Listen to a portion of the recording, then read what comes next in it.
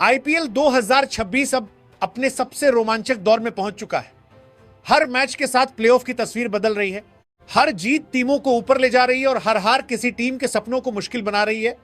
ऐसे ही बेहद अहम मुकाबले में आज आमने सामने थी गुजरात टाइटंस और राजस्थान रॉयल्स।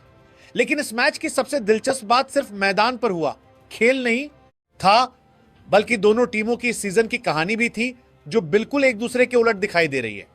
सीजन की शुरुआत में गुजरात टाइटंस की हालत काफी खराब नजर आ रही थी। शुरुआती मुकाबलों में टीम को लगातार हार का सामना करना पड़ा। बल्लेबाजी में स्थिरता नहीं थी, गेंदबाजी दबाव में बिखर रही थी और ऐसा लग रहा था कि शायद इस बार गुजरात की टीम प्लेऑफ की रेस से जल्दी बाहर हो जाएगी।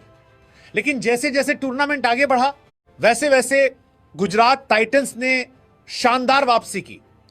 टीम ने अपनी गलतियों से सीखा, बल्लेबाजों ने जिम्मेदारी ली, कप्तान ने फ्रंट से लीड किया और अब हालत यह है कि गुजरात लगातार मैच जीतते हुए प्लेऑफ के लिए खुद को मजबूत कर रही है। दूसरी तरफ राजस्थान रॉयल्स की कहानी बिल्कुल उलटी रही। राजस्थान ने सीजन की शुरुआत धमाकेदार अंदाजन में की थी। शुरुआती 4 मुकाबले जीतकर टीम पॉइंट्स टेबल के टॉप पर पहुंच गई थी। हर कोई राजस्थान को इस सीजन की सबसे संतुलित टीम मान रहा था। बल्लेबाजी शानदार चल रही थी, गेंदबाज विकेट निकाल रहे थे और टीम पूरी तरह आत्मविश्वास से भरी हुई दिखाई दे रही थी। लेकिन अब जैसे जैसे आईपीएल अपने आखिरी दौर की तरफ बढ़ रहा है, राजस्थान रॉयल्स की टीम दबाव में टूटती हुई नजर आ रही है। लगातार हार ने टीम का आत्मविश्वास हिला दिया है और अब प्लेऑफ की रेस पहले से कहीं ज्यादा मुश्किल होती जा रही है। यही वजह थी कि आज का मुकाबला दोनों टीमों के लिए बेहद अहम बन चुका था। एक टीम अपनी जीत की लय को जारी रखना चाहती थी, जबकि दूसरी टीम हार के सिलसिले को रोककर प्लेऑफ की उम्मीदों को जिंदा रखना चाहती थी। आज के इस बड़े मुकाबले में टॉस जीता यशस्वी जायसवाल ने। राजस्थान रॉयल्स की तरफ से आज एक बड़ा फैसला देखने को मिला, क्योंकि रियान पराग को टीम से बाहर बैठाया गया और कप्तानी की जिम्मेदारी यशस्वी जायसवाल को दी गई। युवा कप्तान ने टॉस जीतकर पहले गेंदबाजी करने का फैसला किया। उनका मानना था कि दूसरी पारी में लक्ष्य का पीछा करना आसान हो सकता है, लेकिन शायद राजस्थान की टीम ने यह अंदाजा नहीं लगाया था कि गुजरात टाइटंस के ओपनर्स आज किस इरादे के साथ मैदान पर उतरने वाले। गुजरात की तरफ से ओपनिंग करने आए साई सुदर्शन और कप्तान शुभमन गिल। पिछले कुछ मैचों से दोनों बल्लेबाज लगातार शानदार फॉर्म में चल रहे हैं और हर मुकाबले में अपनी टीम को बेहतरीन शुरुआत दे रहे हैं। आज भी दोनों बल्लेबाजों ने आते ही साफ कर दिया कि उनका इरादा सिर्फ टिकने का नहीं, बल्कि राजस्थान के गेंदबाजों पर पूरी तरह हावी होने का है। पहले ही ओवर से गुजरात के बल्लेबाज पूरी तरह आत्मविश्वास में दिखाई दिए। शुभमन गिल की टाइमिंग एक बार फिर कमाल की नजर आ रही थी। उनके बैट से निकलने वाले शॉट्स इतने शानदार थे कि फील्डर सिर्फ गेंद को बाउंड्री के बाहर जाते हुए देख रहे थे। दूसरी तरफ साई सुदर्शन भी पूरी क्लास के साथ बल्लेबाजी कर रहे थे। दोनों बल्लेबाजों ने न सिर्फ खराब गेंदों का फायदा उठाया, बल्कि अच्छी गेंदों को भी गैप में बदलकर लगातार रन बनाए। सबसे खास बात यह रही कि दोनों बल्लेबाजों ने पावर प्ले का शानदार इस्तेमाल किया। जहां दूसरी टीमें शुरुआती 6 ओवरों में विकेट बचाने की कोशिश करती हैं, वहीं गुजरात टाइटंस के बल्लेबाजों ने आक्रामक लेकिन समझदारी भरी क्रिकेट खेली। दोनों बल्लेबाजों के बीच कमाल की अंडरस्टैंडिंग दिखाई दी। स्ट्राइक रोटेशन भी शानदार रहा और जब भी गेंदबाजों ने गलती की, उसे तुरंत बाउंड्री में बदला गया। देखते ही देखते गुजरात टाइटंस ने पावर प्ले में 83 रन बना दिए और ये इस सीजन में टीम का सबसे बेहतरीन पावर प्ले साबित हुआ। इससे पहले पूरे आईपीएल 2026 में गुजरात टाइटंस ने किसी भी मैच में इतना शानदार पावर प्ले नहीं खेला था। यह सिर्फ बड़े शॉट्स की वजह से नहीं हुआ, बल्कि दोनों बल्लेबाजों की प्लानिंग, धैर्य और आत्मविश्वास इसकी सबसे बड़ी वजह रहे। शुभमन गिल लगातार कप्तानी पारी खेलते हुए नजर आ रहे थे। हर मैच के साथ उनकी बल्लेबाजी और ज्यादा खतरनाक होती जा रही है। वहीं साई सुदर्शन ने भी एक बार फिर साबित किया कि क्यों उन्हें भविष्य का बड़ा स्टार माना जा रहा है। उन्होंने मैदान के हर कोने में शॉट लगाए और राजस्थान के गेंदबाजों को पूरी तरह दबाव में डाल दिया।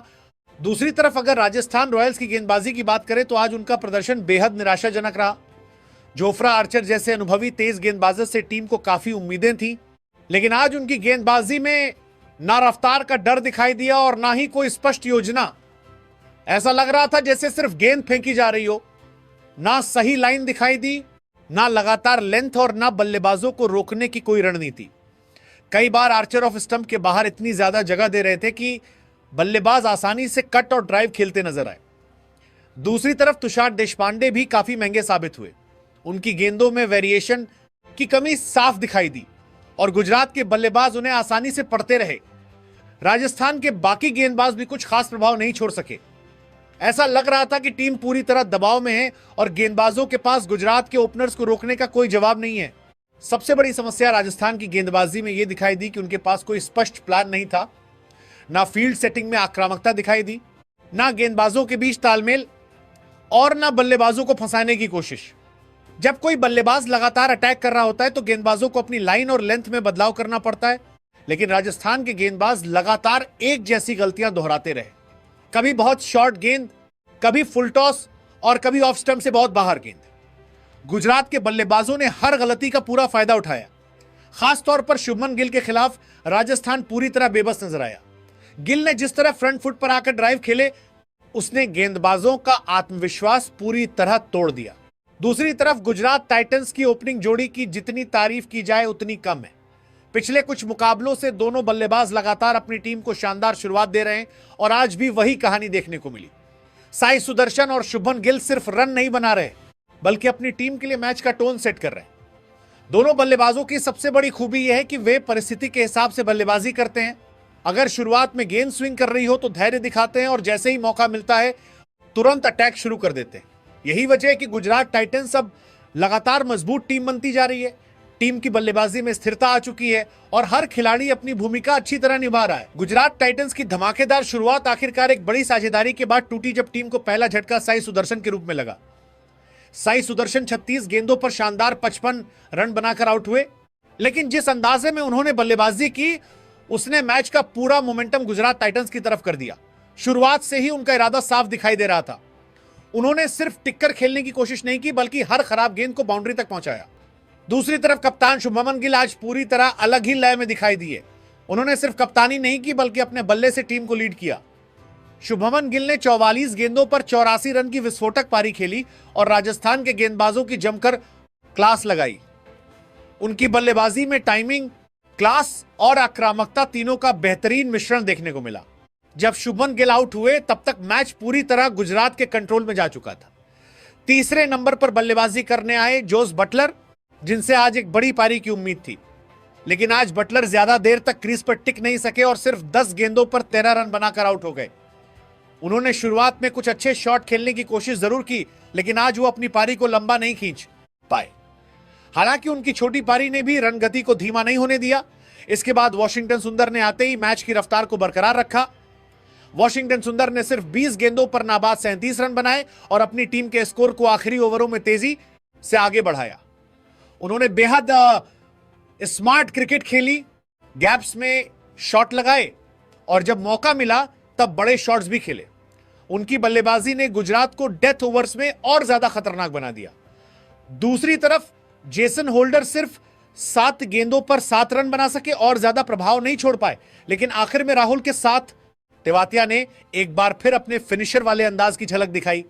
उन्होंने सिर्फ 4 गेंदों पर 14 रन बनाकर नाबाद रहते हुए गुजरात की पारी को शानदार अंदाज में खत्म किया। तेवातिया ने आखिरी ओवरों में तेज रन जोड़कर राजस्थान रॉयल्स के लिए मुश्किल को और बढ़ा दिया। कुल मिलाकर गुजरात टाइटंस की बल्लेबाजी आज पूरी तरह संतुलित दिखाई दी। ओपनर्स ने बेहतरीन शुरुआत दी, मिडिल ऑर्डर ने उस मोमेंटम को बनाए रखा और आखिर में फिनिशर्स ने तेजी से रन जोड़कर टीम को विशाल स्कोर तक पहुंचा दिया। यही वजह रही कि गुजरात टाइटंस ने पूरे 20 ओवरों में 4 विकेट के नुकसान पर 229 रन का बड़ा स्कोर खड़ा कर दिया, जो किसी भी टीम के लिए बेहद चुनौतीपूर्ण लक्ष्य माना जाता है। खासतौर पर आईपीएल जैसे बड़े टूर्नामेंट में 229 रन का पीछा करना आसान नहीं होता। अब पूरा दबाव राजस्थान रॉयल्स की बल्लेबाजी पर आ चुका था। राजस्थान रॉयल्स की सारी उम्मीदें अब उनकी ओपनिंग जोड़ी यशस्वी जायसवाल और वैभव सूर्यवंशी पर टिक चुकी थी कि वे इस बड़े लक्ष्य का पीछा करते हुए टीम को कैसी शुरुआत दिलाते। लेकिन अगर आज राजस्थान रॉयल्स की गेंदबाजी की बात करें तो उसने पूरी तरह निराश किया। टीम के गेंदबाजों के पास ना कोई स्पष्ट योजना दिखाई दी, ना सही लाइन और ना ही वो आक्रामकता जो इतने बड़े मुकाबले में जरूरी होती है। गेंदबाज लगातार दबाव में नजर आए और गुजरात के बल्लेबाजों ने उनकी हर गलती का पूरा फायदा उठाया। यही वजह रही कि राजस्थान रॉयल्स पूरे मैच के दौरान बैकफुट पर दिखाई दी और गुजरात टाइटंस ने पहली पारी में पूरी तरह मुकाबले पर अपना दबदबा बना लिया। 229 रनों जैसे विशाल लक्ष्य का पीछा करने मैदान पर उतरी राजस्थान रॉयल्स की ओपनिंग जोड़ी पर आज पूरे मैच की जिम्मेदारी थी। क्रीज पर आए युवा स्टार यशस्वी जायसवाल और विस्फोटक बल्लेबाज वैभव सूर्यवंशी, जिनसे राजस्थान रॉयल्स को एक तेज और मजबूत शुरुआत की उम्मीद थी। यह मुकाबला सिर्फ एक साधारण लीग मैच नहीं था, बल्कि प्लेऑफ की रेस में बने रहने के लिए राजस्थान के लिए करो या मरो जैसा मैच बन चुका था। अगर टीम को अपनी क्वालिफिकेशन की उम्मीदों को जिंदा रखना था तो इस बड़े लक्ष्य का पीछा करते हुए शानदार बल्लेबाजी करना बेहद जरूरी था।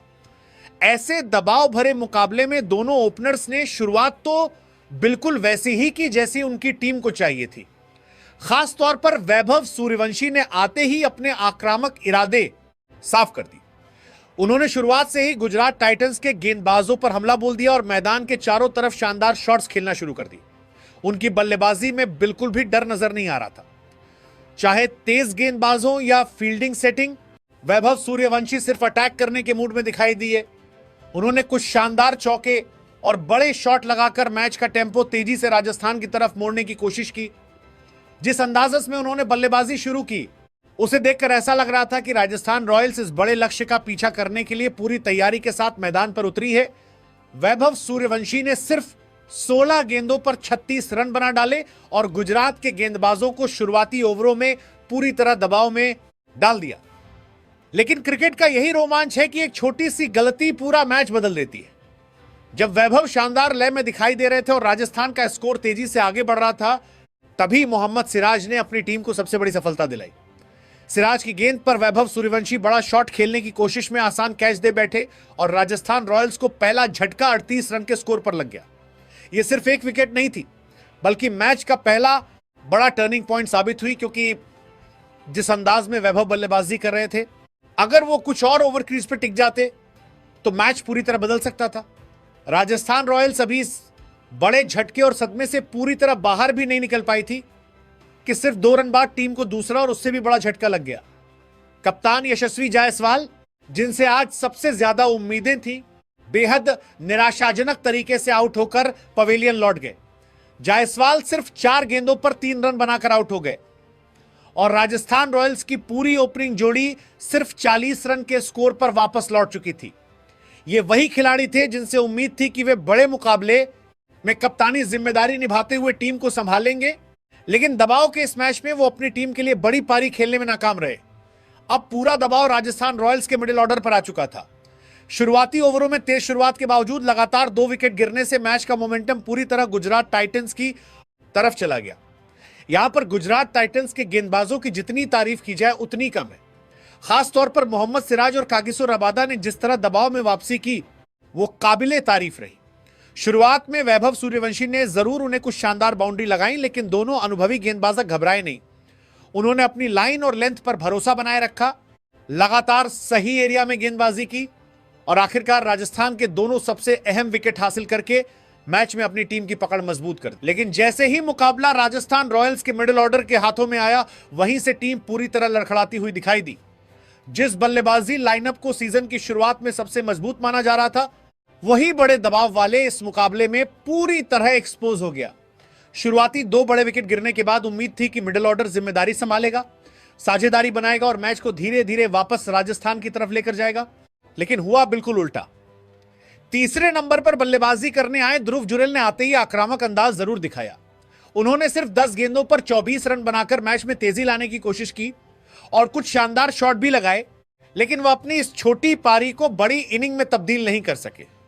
जिस समय टीम को किसी बल्लेबाज की जरूरत थी जो क्रीज पर टिककर पारी संभाले, उस समय ध्रुव जुरेल बड़ा शॉट खेलने की कोशिश में अपना विकेट गंवा बैठे।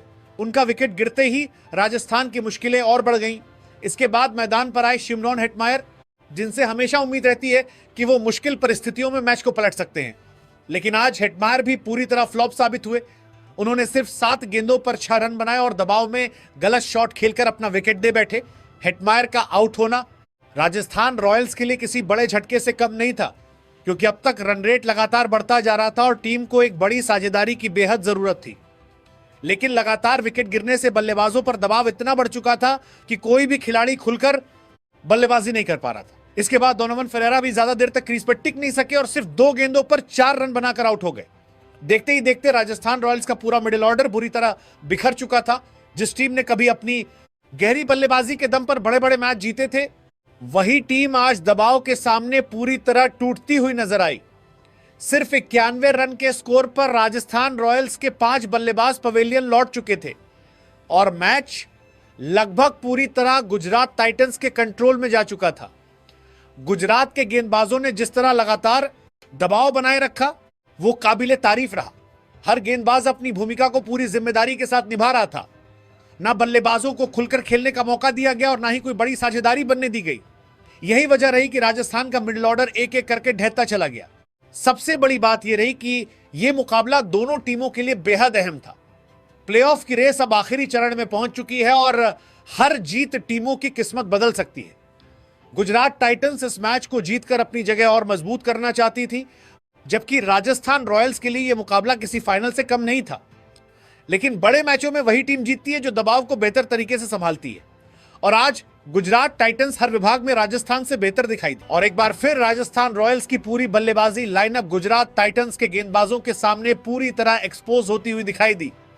230 रनों जैसे बड़े लक्ष्य का पीछा करते हुए राजस्थान रॉयल्स की टीम कभी भी मैच में पूरी तरह नियंत्रण बनाती हुई नजर नहीं आई। शुरुआत में वैभव सूर्यवंशी ने जरूर तेज बल्लेबाजी करके उम्मीद जगाई थी, लेकिन जैसे ही शुरुआती विकेट गिरे, पूरी बल्लेबाजी दबाव में बिखरती चली गई। मिडिल ऑर्डर से जिस जिम्मेदारी और मैच जिताने वाली पारियों की उम्मीद थी, वो बिल्कुल भी देखने को नहीं मिली।